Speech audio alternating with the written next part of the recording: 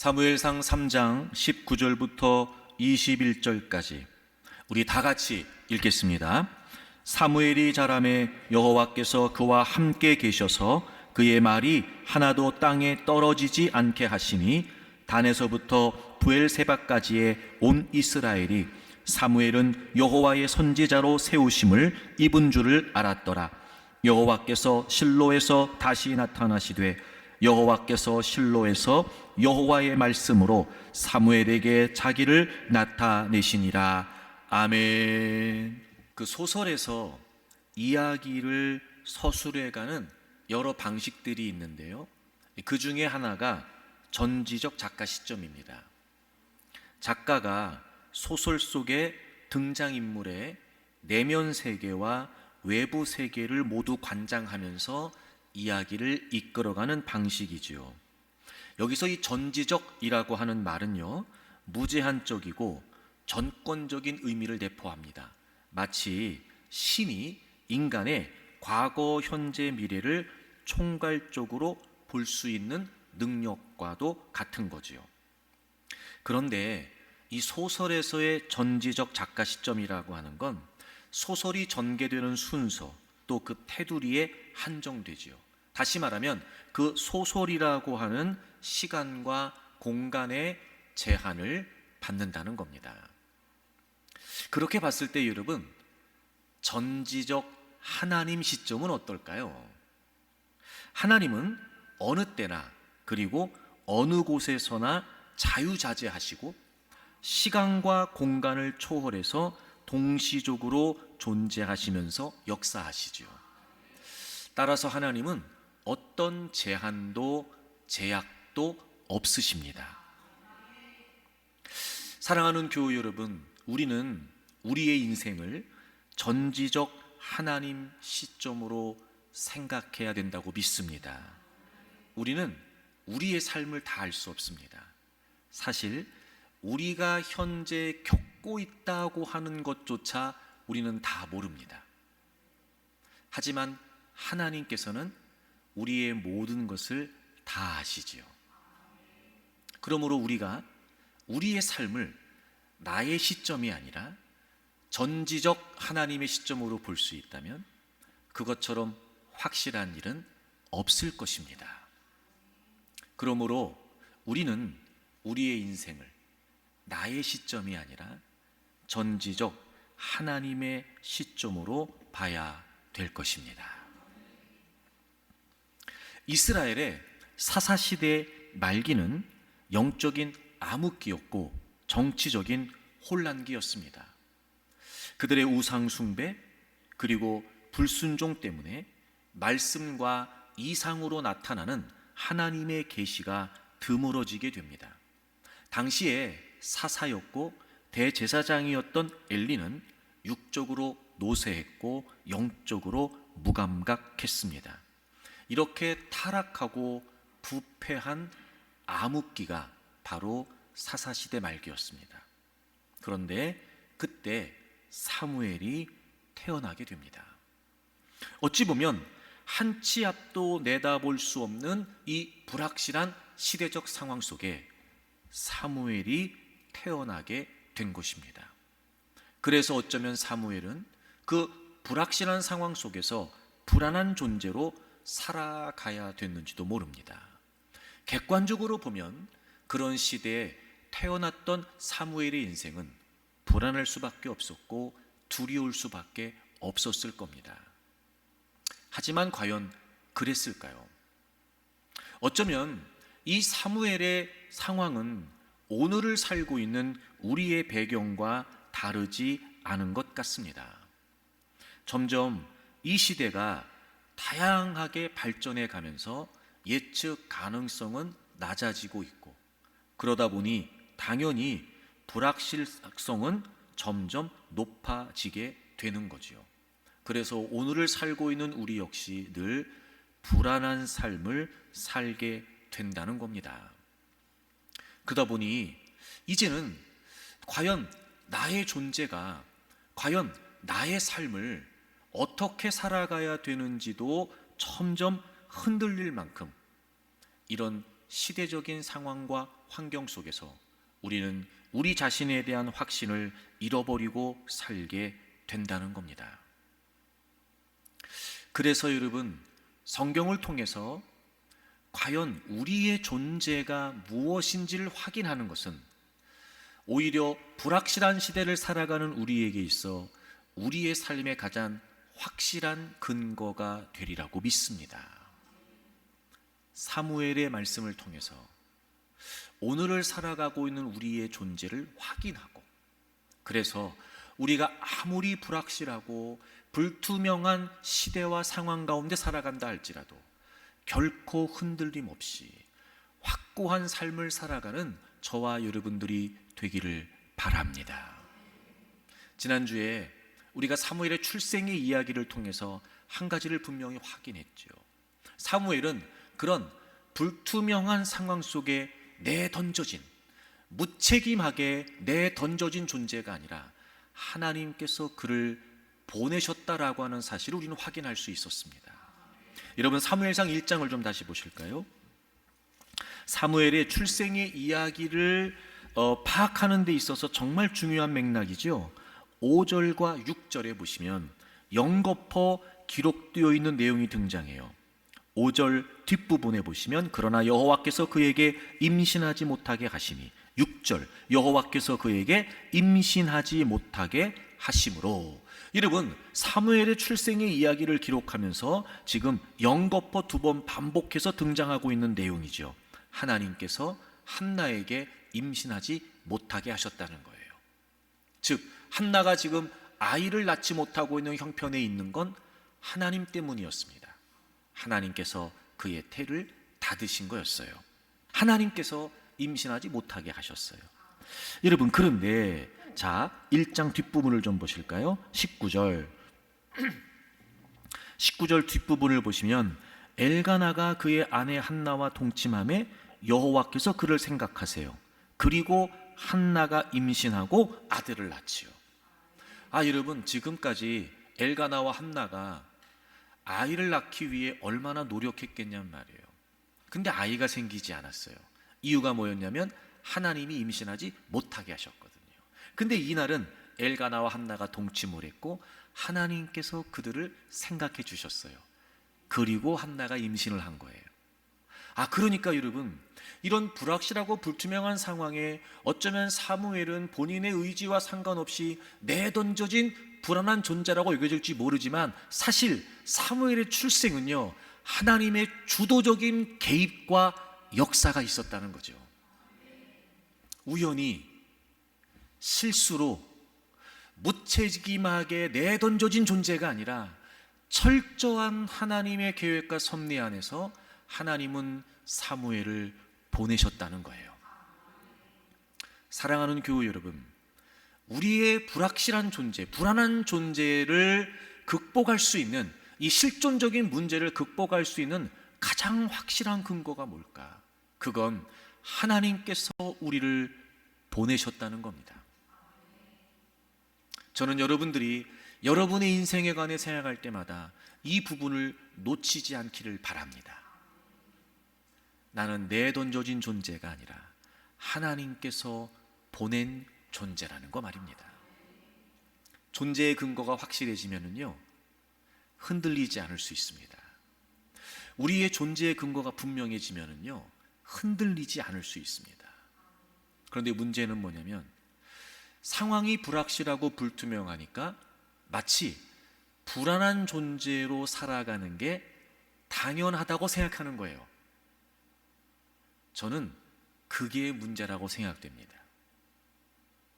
또 하나 문제가 뭐냐면 그렇게 불확실하고 불투명한 상황에서 불안과 두려움을 느끼면서 어떻게 해서든지 불안을 해결해 보겠다고 자꾸 나름대로의 방법을 찾아가는 거예요.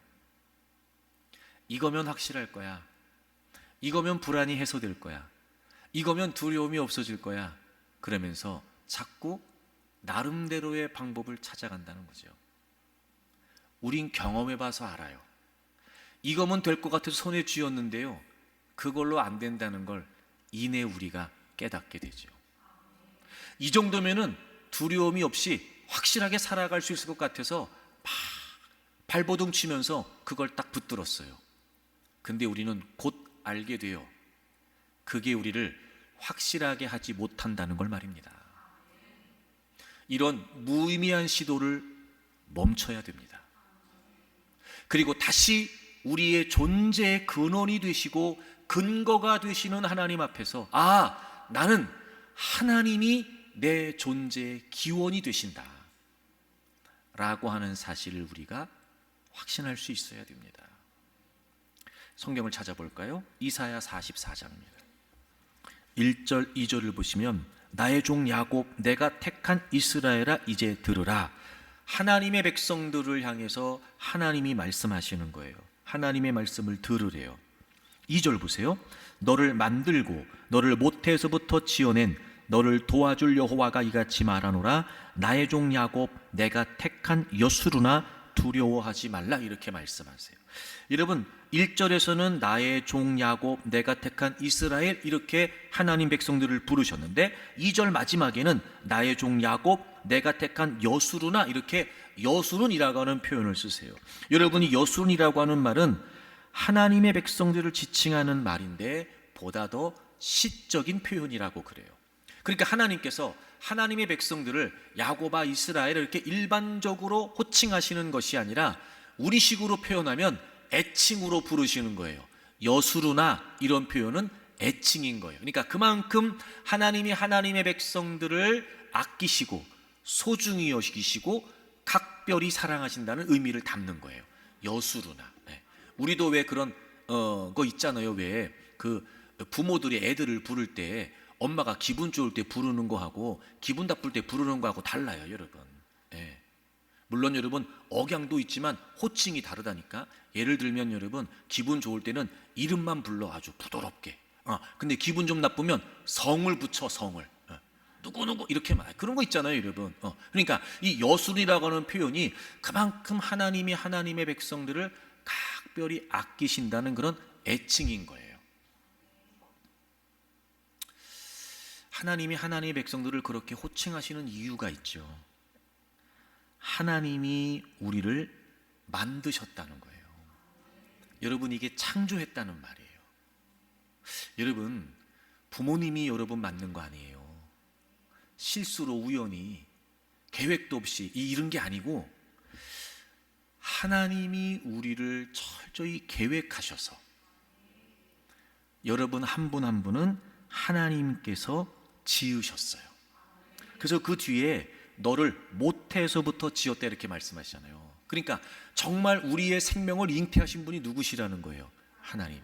우리가 사무엘의 출생에서도 살펴봤지만 하나님의 허락, 하나님의 개입이 없이는 불가능한 일이에요. 여러분 잊지 마세요. 여러분 한 분 한 분은요 하나님이 계획하셔서 하나님이 여러분을 만들어 주셨어요. 그리고 이 땅에 태어난 거예요. 그래서 이사야 43장에서는 이 표현을 뭐라고 반복했어요? 내가 너를 지명했다. 내가 너를 불렀다. 여러분 하나님은 우리를 보내신 거예요. 여러분 한 분 한 분에게는 바로 그 하나님의 부르심, 하나님의 소명이 있다는 사실을 잊지 않기를 바랍니다. 누가 뭐라고 해도 여러분의 조건과 상황과 형편이 아무리 열악해도 세상이 우리를 줄 세우는 가치에 여러분 낄 수 없을 만큼 우리는 그렇게 보잘것없이 여겨진다 할지라도 사람들은 우리를 그렇게 하찮고 보잘것없는 존재로 평가한다 할지라도 사랑하는 교우 여러분 거기에 쏙지 마세요. 그 기준에 길들여지지 말고 그 시선과 그 기준에 여러분 주눅들지 마세요. 여러분 한 분 한 분은 하나님의 철저한 계획 속에서 하나님이 만드셔서 여러분을 보내셨고 부르신 거예요. 여러분 이거보다도 확실한 자신감이 어디 있어요? 그러니까 근거 없는 자신감을 갖겠다고 발버둥 치면서 살지 말고요. 우리의 가장 확실한 근거 있는 자신감이 되는 하나님을 통해서 저는 여러분이 모든 두려움과 불안을 떨쳐낼 수 있기를 바랍니다. 여러분의 존재에 확실한 근거가 되시는 하나님, 늘 하나님의 부르심, 하나님의 보내심이 있다는 사실을 기억하는 여러분들이 되기를 바랍니다. 또 하나, 우리는 무책임하게 내던져진 존재가 아니라 보내진 존재라는 거예요. 그래서 우리는 하나님의 소명이 있다. 소명이 있다. 여러분 한 분 한 분은 다 하나님의 소명이 있어요. 그래서 하나님이 보내셨다는 건 하나님의 소명이 있다는 거예요. 또 하나, 하나님이 보내셨다는 게 무슨 의미일까? 여러분 다시 오늘 본문 돌아보시겠어요? 그렇게 사무엘이 태어났어요. 그리고 젖을 뗐고 한나가 하나님께 약속했던 것처럼 그 사무엘을 하나님께 드리게 되지요. 그리고 나서 19절, 오늘 본문 3장 19절을 보세요. 사무엘이 자라매 여호와께서 그와 함께 계셔서 그의 말이 하나도 땅에 떨어지지 않게 하셨어요.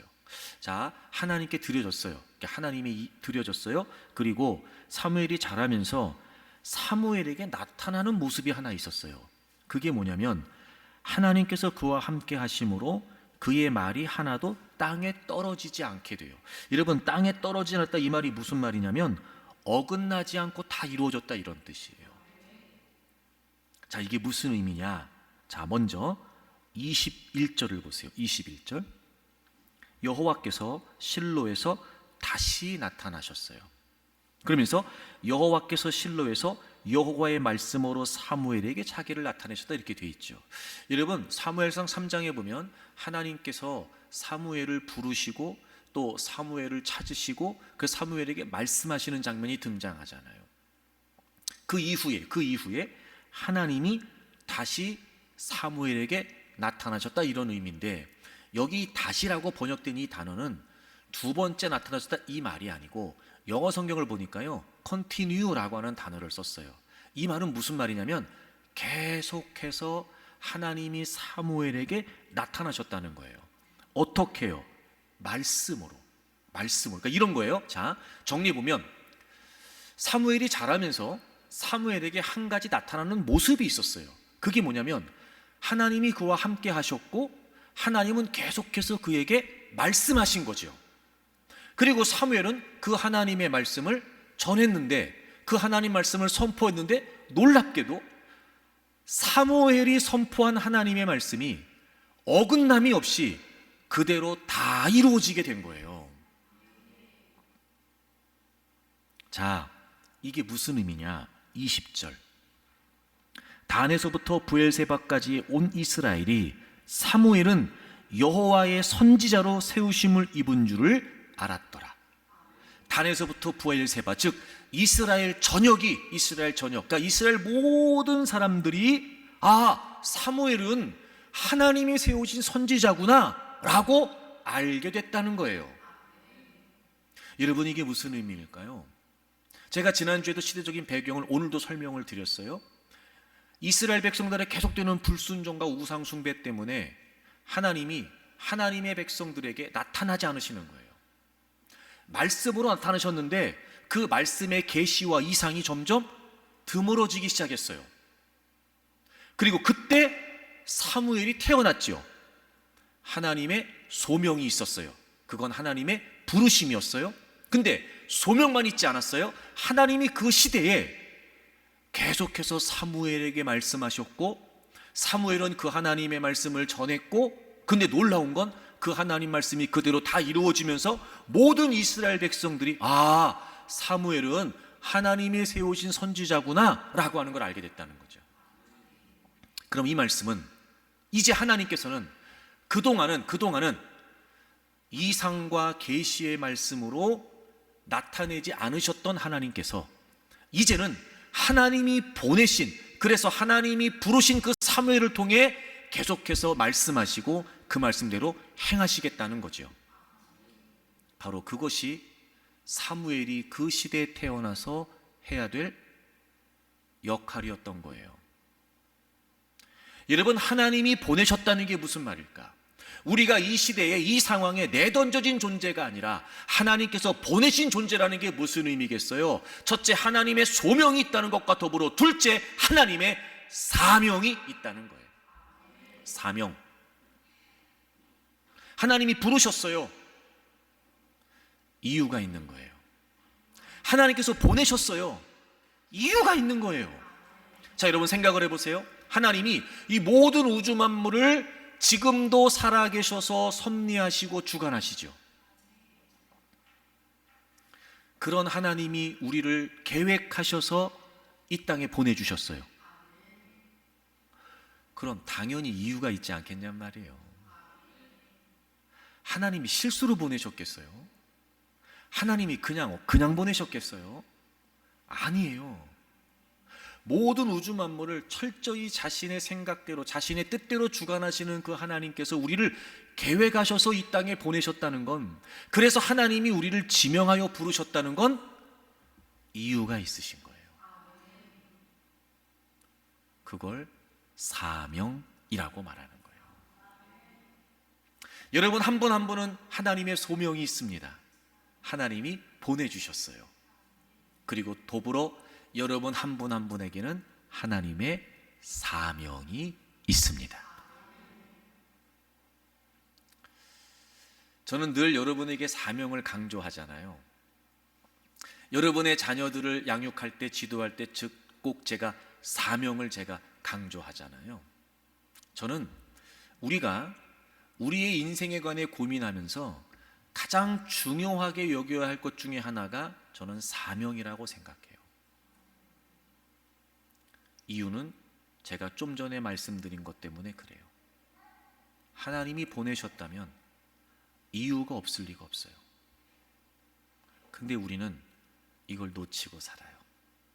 그래서 이 시대는 점점 사명이라는 표현을 쓰지 않아요. 그거하고 비스무리하게 비전, 꿈 이런 단어는 많이 사용해요. 그리고 그런 단어를 사용하는 건 꽤나 좀 이렇게 뭔가 좀 괜찮은 인생인 것처럼 보여지고, 난 비전이 있어, 난 꿈이 있어, 그러면 막 대단한 인생처럼 여겨져요. 근데 희한하죠? 사명이란 표현을 쓰지 않아요. 제가 생각해 봤어요. 여러분 아시지만 내가 생각을 많이 하잖아. 내가 고민해 봤어요. 아니, 왜 사명이라는 단어는 안 쓰고 이것과 비스무리하게 꿈과 비전이라는 단어를 더 많이 쓰는 걸까? 왜 점점 이제는 교회 안에서도 사명이라는 표현이 없어져 가는 걸까? 제가 고민했죠. 그리고 제가 내린 결론이에요. 왜 사명이라는 표현을 안 쓸까? 사명이 무슨 의미인지를 알고 있는 거예요. 이게 무슨 말이냐면, 꿈, 비전, 소망 이런 표현들은요, 내 계획, 내 의도, 내 소원 이런 게 끼어들 여지가 있는 것처럼 느껴져요. 근데 사명 그러잖아요. 알아요, 다들. 압니다. 예. 이건 하나님이 주권적으로 부여하셨다. 즉 절대자 하나님이 계시고 주관자 하나님이 계시고 그분이 맡기신 일이다라고 하는 의미를 다 알고 있는 거예요. 그러니까 이제 사명이란 단어 안 쓰는 거예요. 그렇게까지 하나님의 존재를 인정하고 싶지 않고, 하나님을 믿기는 믿지만 그렇게까지 절대적으로 인정하고 싶지 않고, 하나님을 믿기는 믿지만 그렇게까지 사명이란 단어를 쓰면서까지 하나님이 부여하신 역할을 할 생각이 없는 거예요. 그리고 우리는 하나님을 믿는다고 말하면서 여지를 갖고 내가 원하는 거, 내가 되고 싶은 거, 내가 이루고 싶은 것을 비스무리하게 꿈과 비전이라는 단어로 포장해서 나에게 없는 힘을 하나님께 빌려서, 나에게 없는 수단들을 하나님께 빌려서 그거 해보겠다는 거예요. 왜 이 시대가 사명이란 단어를 안 쓸까? 사명이 무슨 말인지를 알고 있는 거예요. 여러분, 하나님이 우리에게 소명을 주셔서 우리를 부르셨고, 그리고 하나님은 우리에게 사명을 부여하셨어요. 보내셨다는 건 이유가 있는 거예요. 사랑하는 교우 여러분, 사명을 위해 사십시오. 사랑하는 교우 여러분, 여러분의 자녀들을 지도할 때 반드시 사명으로 지도하십시오. 이 대목에서 다소 불편할 수 있으나 묻고 지나가겠습니다. 단도직입적으로, 사랑하는 교우 여러분, 여러분은 왜 사십니까? 여러분은 무엇을 이루기 위해 사십니까? 여러분은 왜 사십니까? 다시 말해, 여러분은 여러분의 사명을 알고 계십니까? 그래서 여러분의 사명을 위해 살고 계십니까? 여러분이 가장 원하는 일이 사명입니까? 여러분이 여러분의 일생을 통해 궁극적으로 이루고 싶은 일이 사명입니까? 정말 그 사명을 위해 여러분의 존재를 하나님 앞에 드리고 있습니까? 그 사명을 위해 살기 위해 여러분의 열정을 다하고 있습니까? 시간을, 건강을, 물질을, 경력을, 여러분의 모든 조건들을 사명을 위해 사용하고 계십니까? 사명, 제일 중요합니다. 어찌 보면 한 치 앞도 내다볼 수 없는 불투명한 시대적인 상황에 하나님이 사무엘을 보내셨다는 것, 불안하기 짝이 없는 존재일 수밖에 없어요. 하지만 하나님의 소명과 더불어 하나님이 그를 그 상황에서 쓰시려고 하셨던 분명한 이유가 있었다는 거예요. 사명. 그리고 하나님은 그 사무엘을 하나님의 사명대로 쓰십니다. 계속해서 말씀으로 그에게 나타나셨고, 사무엘은 그 말씀을 계속해서 선포했으며, 하나님은 모두가 사무엘이 하나님의 선자라는 것을 인정하지 않을 수 없을 만큼 그의 입을 통해 선포된 하나님의 말씀들을 그대로 다 이루십니다. 누가 봐도 사무엘은 선지자였습니다. 사명. 지금도 늦지 않았습니다. 사랑하는 교우 여러분, 사명으로 사십시오. 제가 지난주도 그랬지만, 그러니까 사무엘은 이런 시대에 이렇게 하나님이 해서 다 이렇게 하니까 사명이라는 거지. 나 같은 사람이 무슨 사명이겠어요. 사명이야 뭐 신학교를 가거나 무슨 목사님이 되거나 선교사님이 되거나, 그러니까 사명인 거지 뭘. 나한테까지 뭘 사명을 자꾸 이렇게 얘기하고, 목사님 자꾸 분위기 그렇게 만들지 마세요. 여러분이 그런 표정으로 나를 보는 것 같아서 준비했습니다. 여러분, 자, 디모데후서 1장을 찾으세요. 디모데후서 1장. 디모데후서 1장 9절 다 같이 시작. 하나님이 우리를 구원하사 거룩하신 소명으로 부르심은 우리의 행위대로 하심이 아니요 오직 자기의 뜻과 영원 전부터 그리스도 예수 안에서 우리에게 주신 은혜대로 하심이라. 아멘. 여러분, 이 디모데후서 1장 9절 한 구절 안에 우리의 존재에 관한 설명이 다 들어있어요. 다 들어있어요. 자, 먼저 하나님이 우리를 구원하사. 자, 여러분 저를 보세요. 저를 보세요.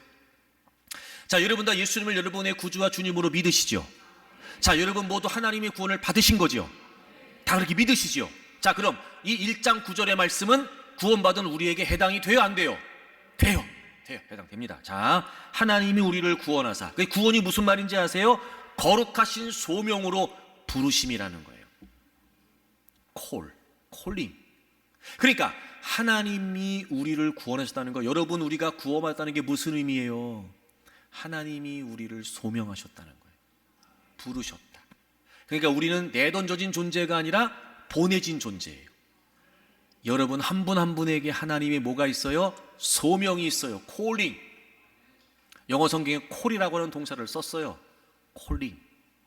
그 다음 보세요. 또 하나. 그런데 그렇게 부르심은 우리의 행위대로 하심이 아니요 오직 자기의 뜻과 영원 전부터 그리스도 예수 안에서 우리에게 주신 은혜대로 하심이라. 여러분, 구원을 은혜로 받잖아요, 그렇죠? 우리가 행위로 구원 받잖아요. 은혜로 구원 받아요. 그리고 은혜로 구원 받았는데 그게 무슨 말이에요? 오직 자기의 뜻. 여러분, 제가 이 자기 뜻이라고 하는 말이 구원과 관계된 말일 수도 있어요. 제가 영어성 찾아보니까 근데요, 이 단어가요, purpose라는 단어예요. 목적. 그래, 이런 거예요. 하나님이 우리를 구원하셨어요. 즉 우리를 부르셨어요. 콜링하셨어요. 여러분, 그 콜링은 우리의 계획, 우리의 의도, 또 우리의 삶과 상관없이 분명한 하나님의 퍼포스, 하나님의 목적이 있다는 거예요.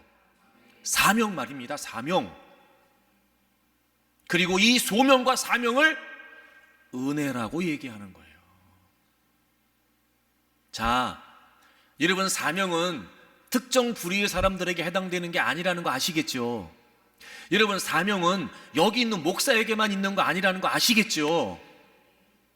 저에게도 하나님의 소명이 있는 것처럼 여러분에게도 하나님의 소명이 있고, 저에게 하나님의 사명이 있는 것처럼 여러분에게도 하나님의 사명이 있습니다. 외면하면 안 돼요. 모른 척 하시면 안 돼요.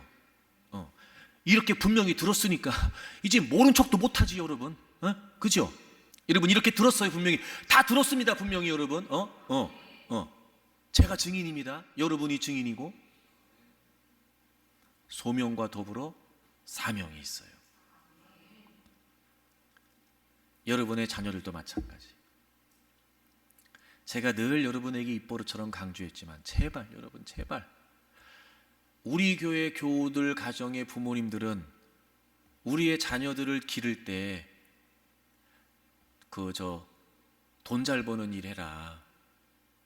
야, 그거 배우면 취직 잘 된다더라. 그런 거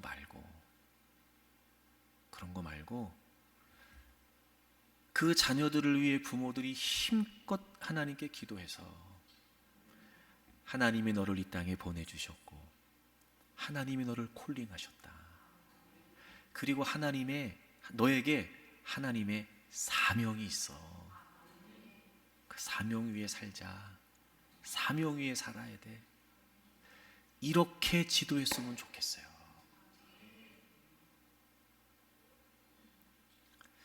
그래서 여러분 한 분 한 분에게 하나님의 사명이 있다는 사실을 놓치지 마세요. 그리고 하나님은요, 그 사명을 감당할 수 있도록 우리에게 여러 많은 것들을 다 통칭해서 은사도 주셨어요. 사무엘 당시에는 하나님의 말씀이 희귀했죠. 근데 희한한 건 하나님은 사무엘에게는 나타나시는 거예요. 말씀을 하시고 그 말씀을 들었던 게 사무엘이었어요. 하나님이 은사를 주신 거죠. 그래서 어떻게 하게요? 그 사명을 감당할 수 있게 하신 거예요. 여러분, 하나님은요, 사명을 딱 맡겨놓으시고 우리 보러 알아서 하라고 하시는 분이 아니세요. 하나님은 사명을 주셨잖아요. 그러면 그 사명을 감당할 수 있는 다양한 많은 조건들, 통칭해서 은사를 하나님이 우리에게 주세요. 재능, 기능, 기질, 성격, 성향, 이런 모든 것들을, 그도 그럴 것이 하나님이 우리를 분명한 목적을 가지고 이 땅에 보내셨다면 그 목적을 감당할 수 있도록 이미 다 우리에게 주셨어요. 자, 로마서를 찾아보세요. 로마서. 이 또 은사 얘기하고 막 이러면 어떤 특별한 사람들, 어떤 특출난 사람들에게만 주어지는 것처럼 생각하는데 그게 아니라는 거예요, 여러분. 사명과 더불어, 자, 12장 6절을 보세요. 우리에게 주신 은혜대로 받은 은사가 각각 다르다, 이렇게 돼 있어요. 하나님께서 우리에게 은혜로 은사를 주셨어요. 그러니까 우리가 이제 받은 거잖아요, 그렇죠? 근데 이걸 은혜로 주셨다, 이렇게 표현하는 거예요. 아까 소명과 사명도 은혜였죠, 그렇죠? 소명과 사명도 은혜였어요. 그 다음에 은사도 하나님이 은혜로 주신 거예요.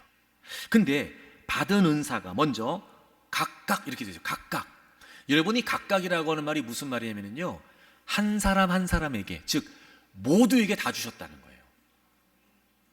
여러분 한 분 한 분에게 하나님은 사명과 더불어 그 사명을 감당할 수 있는 은사도 주셨어요. 각각. 그러니까 모두에게 다 주셨어요. 근데 다 주셨는데 각각 어떻게 주셨대요? 다르게 주셨대요. 그러니까 하나님이 은사를 모두에게 다 주셨거든요. 근데 하나님이 은사를 모두에게 다 주시지 않았어요. 모두에게 다 주셨는데요, 모두에게 다 주시지 않았어요. 헷갈리시죠? 그러니까 각각 주셨다, 한 사람 한 사람에게 주셨다는 의미에서 모두에게 다 주신 거예요. 안 주신 사람이 없어요. 그리고 하나님이 다르게 주셨기 때문에 한 사람에게 모든 은사를 다 주시진 않았어요. 그래서 모두에게 각각 주셨다는 의미에서 모두에게 다 주신 거고, 그런데 한 사람에게 모든 은사를 다 주시지 않았다는 의미에서 모두에게 다 주시지 않았단 말이에요. 이 무슨 말이겠어요?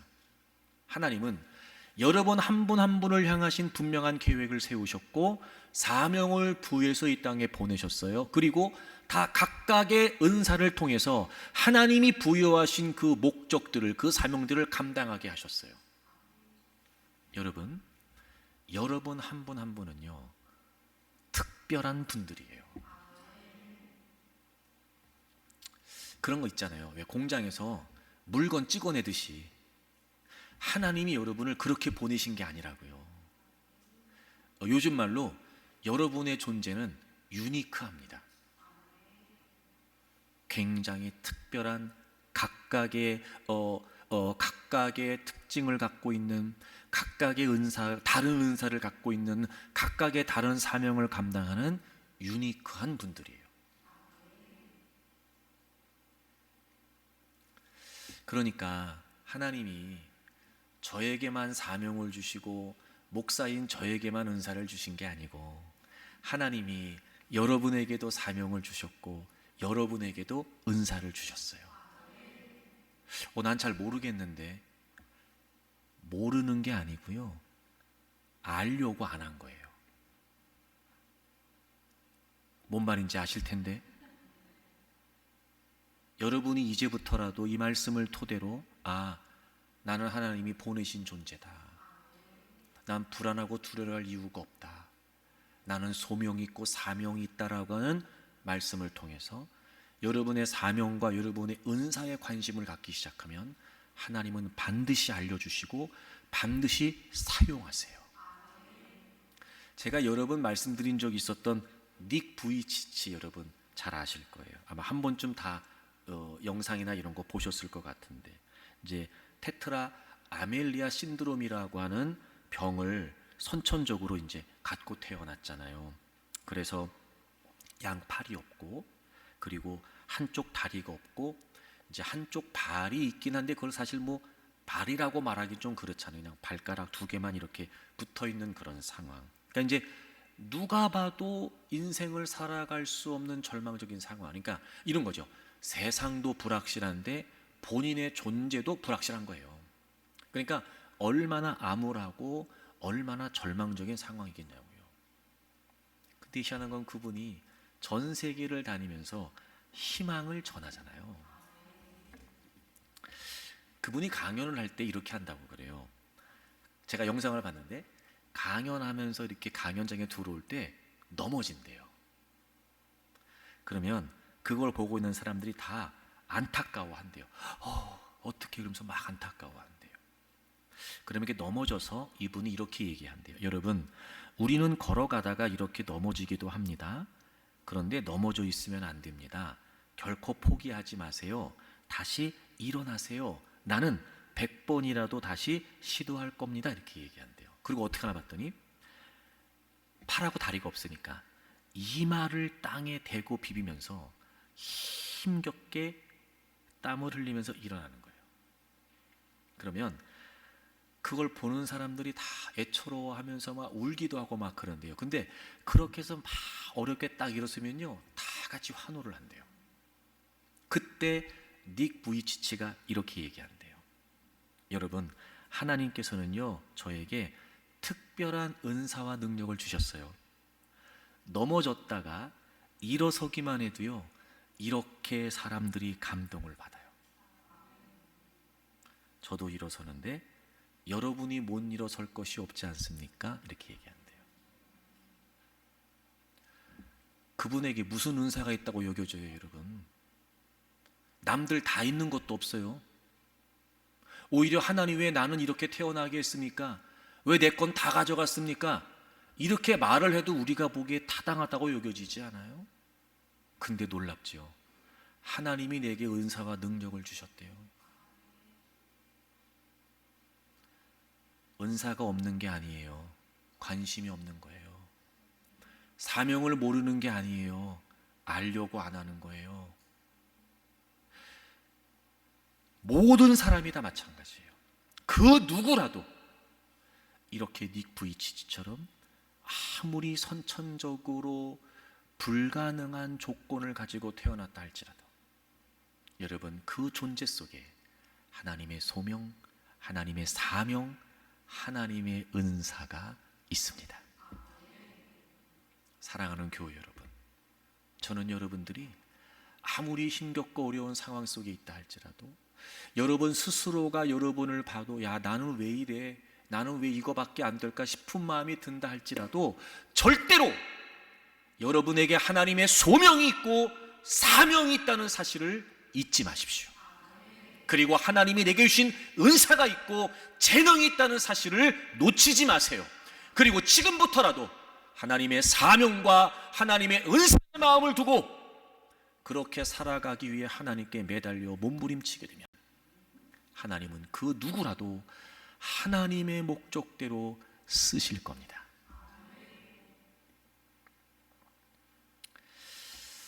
이제 결론인데, 자, 그럼 여러분, 소명이 왜 중요하고 사명이 왜 중요할까요? 왜 도대체 한기룡 목사는 맨날 사명 얘기하고 소명 얘기하는 걸까요? 하막 이제는 듣는 것도 부담되고 또 그 얘기냐고 싶고, 더더군다나 애들을 생각하면 더 앞이 캄캄하고, 왜 저렇게까지 사명 얘기를 하는 걸까? 자, 보세요. 우리는 무책임하게 내던져진 존재가 아니라 하나님이 보내셨다 그랬잖아요. 여러분 그거 다 믿으시죠? 그럼 그 말은 우리의 생명을 누가 주셨다는 거예요? 하나님이 주셨어요. 자, 그러니까 하나님이 생명을 주셨죠. 사명은 누가 주셨나요? 하나님이 주셨어요. 은사는 누가 주셨나요? 하나님이 주셨어요. 이 모든 것이 전적인 하나님의 은혜였어요. 그렇죠? 자, 하나님이 주셨어요. 생명도 하나님이 주셨고 사명도 하나님이 주셨고 은사도 하나님이 주셨어요. 그래서 우리는 다 받았어요. 하나님이 생명을 주셨으니까 받았어요. 사명을 주셨으니까 받았어요. 은사를 주셨으니까 받았어요. 아, 그러면 원래 우리 거였어요? 그 말은 아니죠. 원래 우리 게 아니었다는 거예요. 생명도 하나님이 주셨으니까 우리의 생명의 주인이 누구시라는 거예요? 하나님. 하나님이 사명도 주셨어요. 원래 내 거 아니었어요. 또 그 사명을 감당할 수 하나님이 은사도 주셨어요. 내 거 아니었어요. 다 우리는 생명을 포함해서 우리의 모든 것들을 다 하나님이 주셨고 우린 받았어요. 자, 그럼 누가 주인이에요? 자, 하나님이 주인이시죠. 그럼 우린 뭐예요? 청지기라고 하세요. 자, 우린 뭐예요? 청지기. 자, 보세요. 마스터는 하나님이세요. 생명도 주셨어요. 사명도 주셨어요. 재능도 주셨어요. 다 주셨어요. 우리는 마스터가 주신 것을 가지고 살아가는 청지기, 매니저예요. 여러분, 이게 무슨 의미일까요? 제가 왜 이토록 사명을 강조할까요? 이게 무슨 의미일까요? 우리가 주인이 아니죠? 자, 주인이 계세요. 이 무슨 말이겠어요? 식당을 하거나 카페를 하거나 가게를 하거나 주인이 노상 붙어 있지 않아요. 매니저에게 맡기죠. 근데 희한한 거는 영업을 마감하고 꼭 주인이 들러요. 컴퓨터로 확인하죠.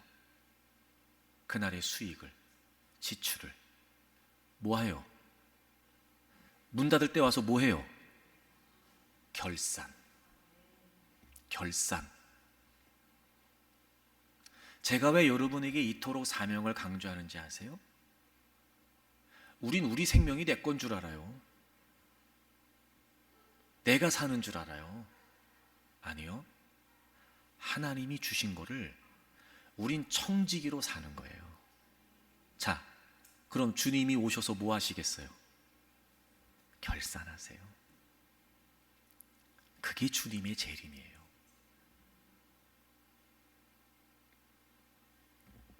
마태복음 25장에 주인이 종들을 모아놓고 5개, 2개, 1개 나눠줬잖아요.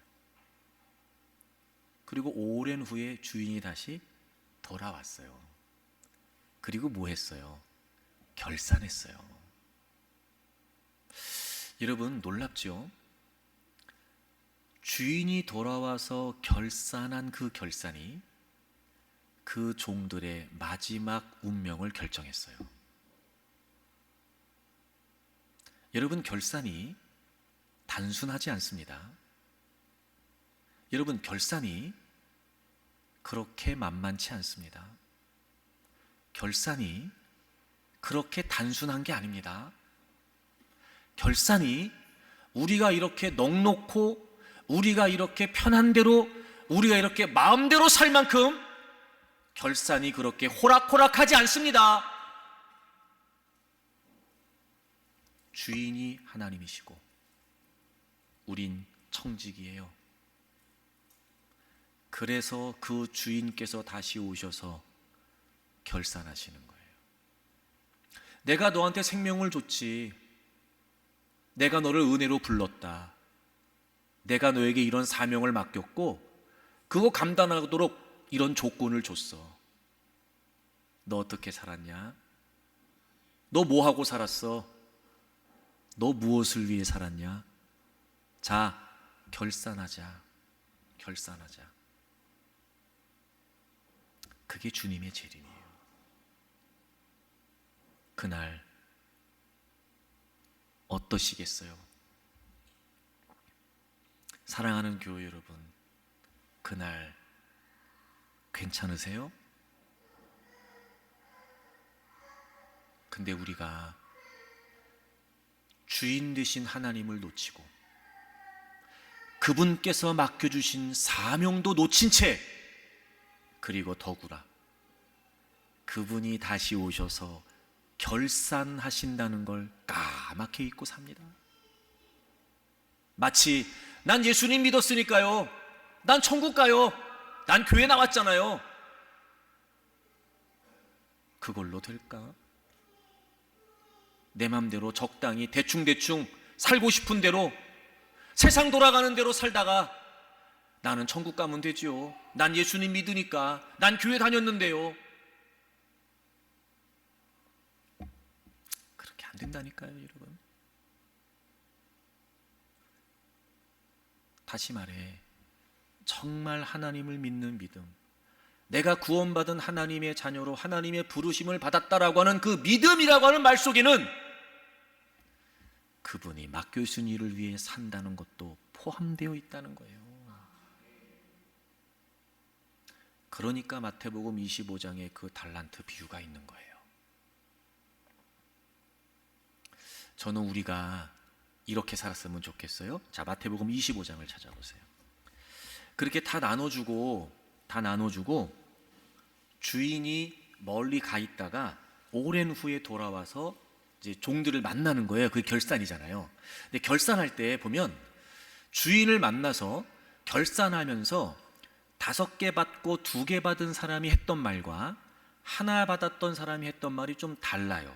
여러분 마태복음 25장 20절 먼저 5달란트 받은 사람이 이제 주인이 오랜만에 돌아온 거예요. 그리고 그 주인을 만나서 제일 먼저 하는 말이에요. 제일 먼저 20절 5달란트 받았던 자는 5달란트를 더 가지고 와서 이르되 주인이여 내게 5달란트를 주셨는데 내가 5개 남겼습니다. 이렇게 얘기해요. 내게 5개 주셨는데 내가 5개 남겼습니다. 이렇게 얘기를 해요. 자, 2달란트 받은 사람은 또 어떻게 하냐면 이렇게 얘기해요. 22절 2달란트 받았던 자도 와서 이르되 주인이여 내게 2달란트 주셨는데 보소서 내가 또 2달란트를 남겼습니다. 똑같아요. 2달란트를 주셔서 제가 2개를 남겼으라고 얘기를 해요. 근데 하나 받은 사람은 뭐라고 얘기하냐? 24절 보세요.